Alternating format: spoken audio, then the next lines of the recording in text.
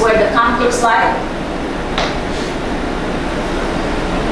And we were lucky enough to sleep in the base camp for one night. So we were, as you can see, you can't even see what's out there. It's all white.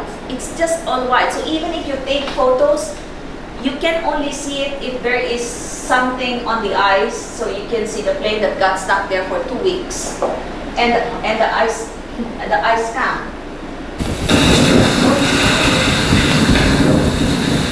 That was me.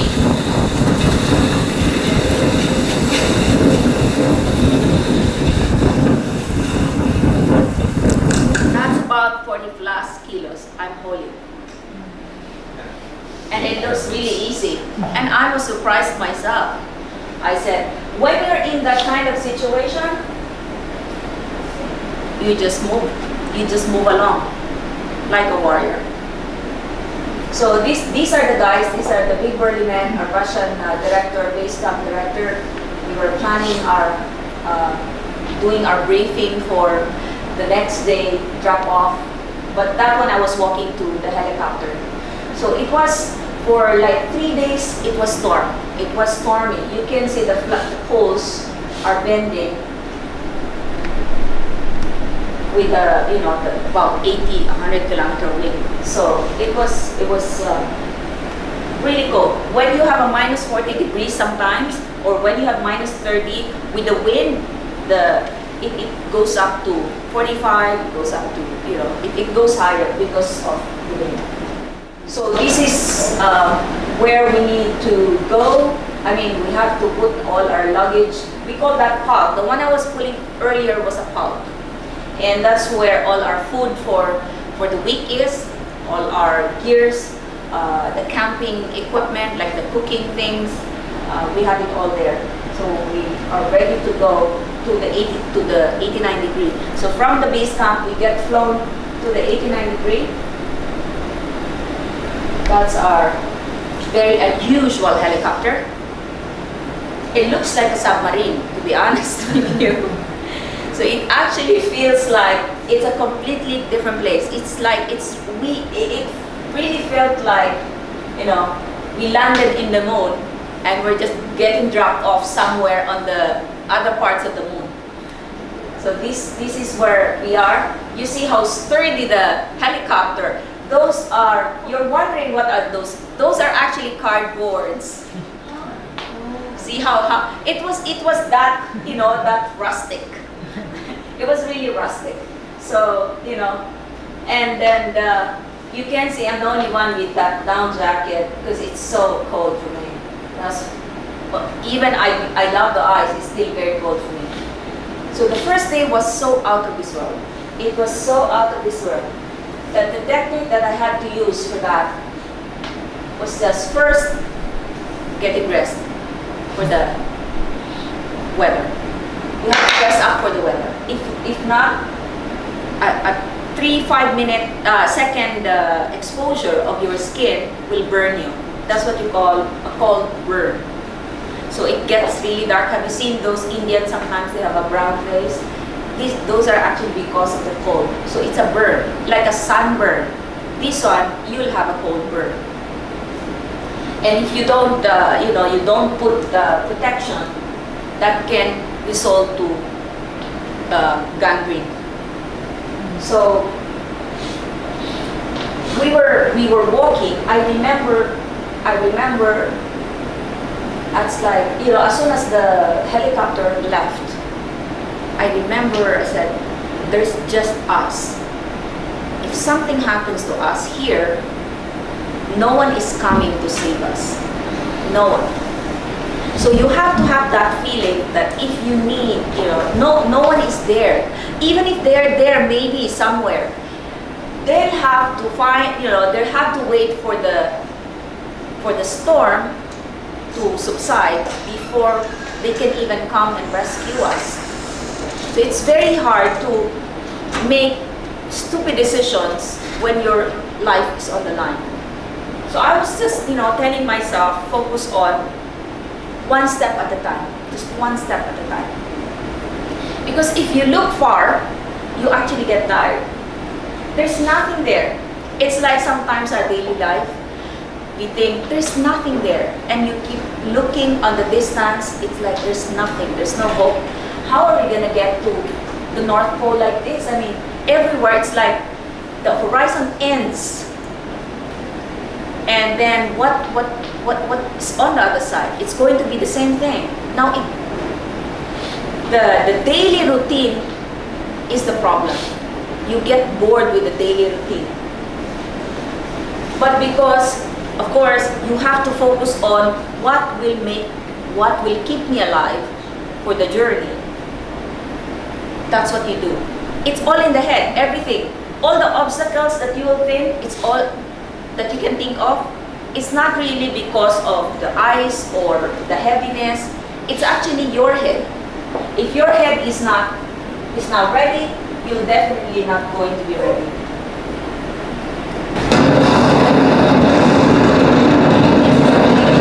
This is how the storm in the North Pole feels.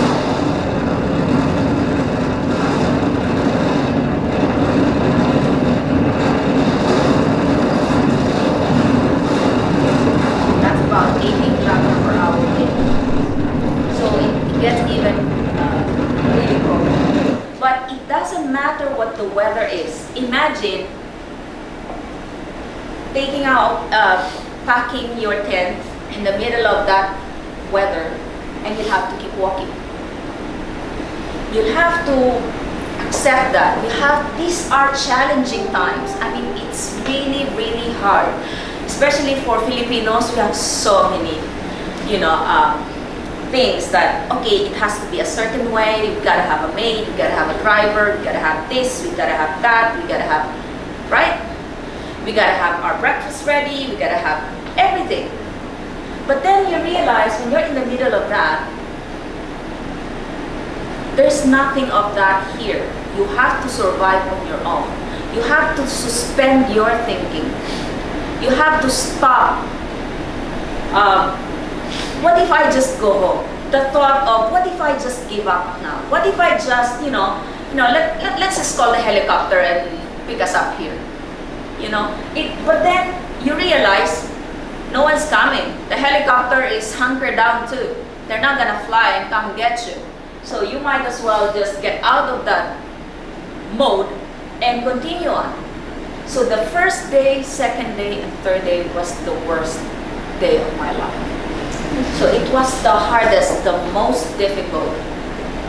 I remember, analyzing myself. I said, am I tired? And physically, I'm not tired, physically. But mentally, somehow my eyes are shutting down. Somehow, to show you, I actually couldn't see anything.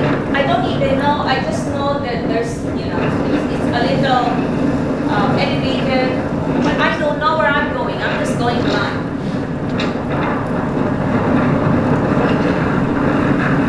And you won't be able sometimes to see the one in front of you or the one behind you. You can't see. You can only see their path that is moving.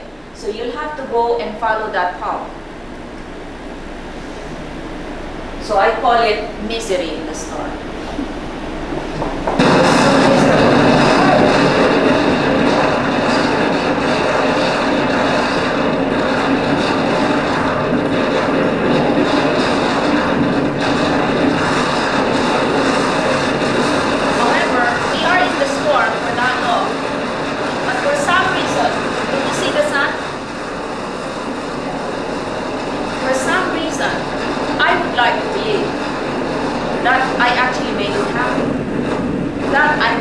Because if we were in the middle of the storm and I'm ready to give up, it's so hard, but I would summon the sun.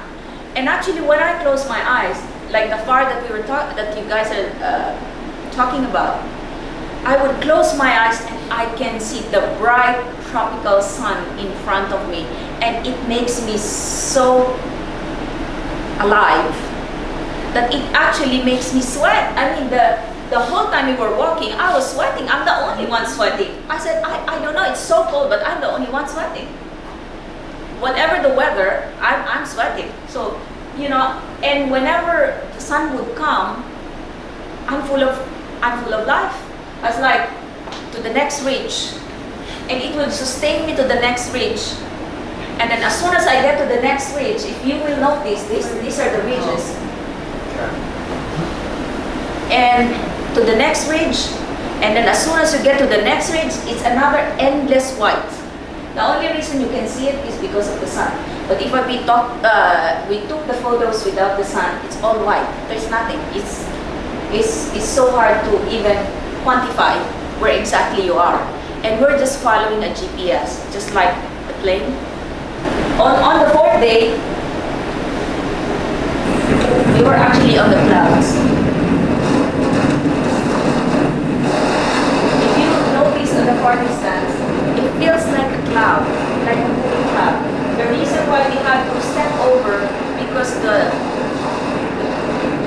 ice are cracking and melting. So we have to put a bridge to cross over, and we don't fall into the hole or into the crack. I'll show you later on how our guide has to swim over to the other side so that we can move forward. We had to sometimes go around the lead. This is what you call lead. An open water is a lead where you sometimes have to go around. If you saw earlier, we had to go around the lead. So instead of from point A to point B, it was not too direct, just like in life. Sometimes your way goes all the way around, and then you go back to where the road is supposed to be, just to cross the other side. And so that's what happened. This one is from the stable ice. We have because we ran out of time. And we are supposed to, I must admit, I'm a little slow. I mean, it's supposed to be a 10-day trek, but it actually took us walking 5 days. But with their speed, their young ones, it's supposed to take us 4 days. So I was the slowest in that bunch. So we had to cross over to that unstable ice to the other side. This one is very unstable. This is the ice that we're supposed to go. But because it's melting already, we were last in the season. So there's a lead that has opened, so he has to cross over to the other side, and we have to put all this fog so that we can cross over. Now when we get to the other side, you're not supposed to keep on moving around because you can actually drop. And he's the only one with a waterproof suit. All the rest of us, none. So if you fall in the hole, that would be disaster. This is the most dangerous crossing we have had in the trip.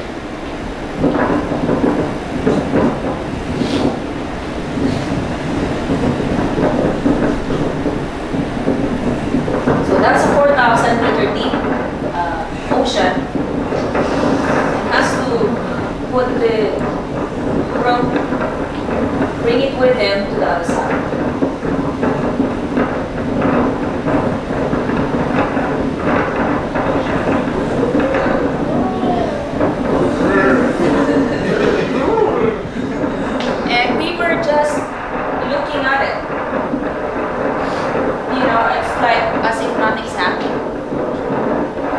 Suspend your thinking. So everyone's suspended, their thoughts are really suspended. So when we get to the other side, you will pull this rope together with the hog. And that is me testing the boat. I was the first passenger to test the boat. And we had to put it all together, and so we had to tie it. I made sure that the boat is working, because if it's not, I don't want to fall in the water. So I had to put all the carabiners from others, give me all your carabiners, and tied it up to make sure that it doesn't separate. Oh, yeah. So this last one, this is the day 5. This is actually a night trek. It's 10 o'clock at night, but you can still see the sun. We pitched in around 7 o'clock. We slept about 3 o'clock, not really sleep, but have our dinner and a little cat nap. and we had to pack up and start moving at 10 o'clock at night. So we started 10 o'clock, we reached North Pole on day 5 at 5 a.m. in the morning. There's no break in between. So from 10 a.m. to 5 p.m., no break. So we were just walking and walking and walking and walking. And at this point, I'm like, I don't care if, we reach the North Pole. It was really tough. It was really tough. But I know I want to reach the North Pole, but at this point, it was just, there's nothing there. All the excitement, all the problems, all the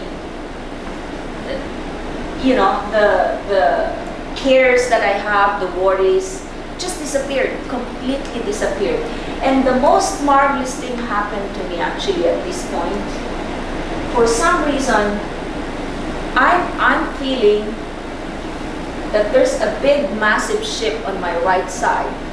Of course, there are affirmations, there are talk, there are self-talk, there's this connection with the divine the whole time. I'm using that. And there's just this big ship that I can feel. There's nothing there. I would look at it. You can see there's nothing there. But the feeling that, have you felt that sometimes you're walking in the dark and you can feel someone is there? You can feel it. It's like it's just close to you. Someone is there, right? That feeling that there's this massive ship to save me, I guess. So this was when we got to the North Pole. This is the most wonderful time. I mean, this is like 5 o'clock in the morning and the sun, suddenly, the most gorgeous sun I have ever seen just broke because we were walking behind with the sun behind us. And the sun just started, like the heavens have opened and started lighting us. It's like a spotlight that had opened and, was focused on us and reached North Pole. And I was screaming at this point. I have named this pulp Enduring Victor. The name of the pulp, when I got it, was Endurance. And then I realized that Endurance was the ship that got stuck in the Antarctic pole. So I said, no, I need to change the name of the pulp. So, for 3 days, I was bugging the guide, give me a pentel pen, I need to change this pulp. So before we left, actually, Svalbard, I changed it to Enduring Victor. So there is my Enduring Victor and myself in the North Pole. So that was 5 a.m. Norwegian time when we reached it. This was actually like what it meant to me is actually a rendezvous. It's like a meeting with the divine.